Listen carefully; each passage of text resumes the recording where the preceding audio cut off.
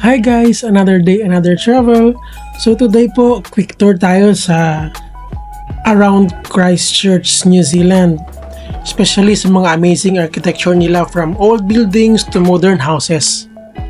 Yung mga bahay dito guys, sobrang aesthetic. Minimalist designs, lots of wood and glass. And most are eco-friendly. May solar panels pa at rainwater systems, parang every corner Instagram worthy. Tingnan nyo guys, yung building ang gaganda, di ba? Parang mga dollhouse. Yung mga kulay din, nakakaaliw yung kulay. Talagang parang bahay ni Barbie. Di ba? Yun yung kulay pink. Panalo yung view niyan kasi nasa tabi siya ng Avon River. Kasi ito, akala namin simbahan, yung pala. Ano pala yun? Parang museum.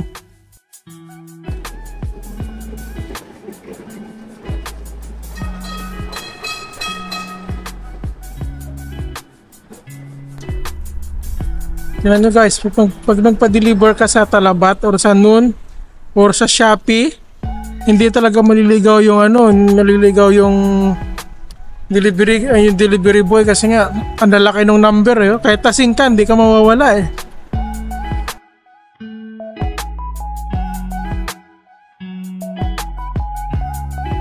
Alam nyo ba guys, yung Christchurch is known for its English style architecture.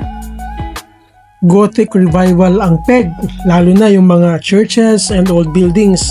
Pero after 2011 earthquake, marami ang na-rebuild.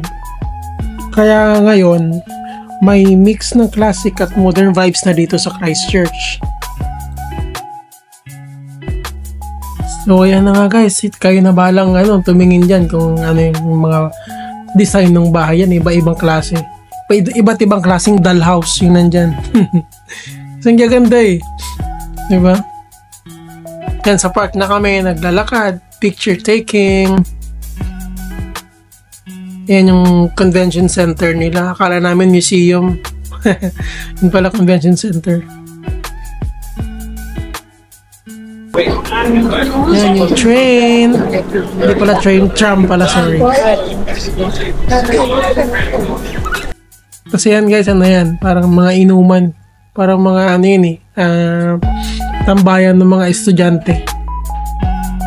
So yan, may nahagip kaming building sa gilid.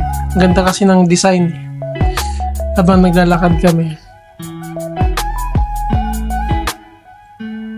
Mga gaganda ng mga buildings nila. Ang galing nila mag-design. Tapos yan pa yung Filipino Panadero. Tapos yung mga mural, ang galing nila mag-mural guys. Tapos akala nyo sa Pilipinas lang may video, meron din dyan. Video yun.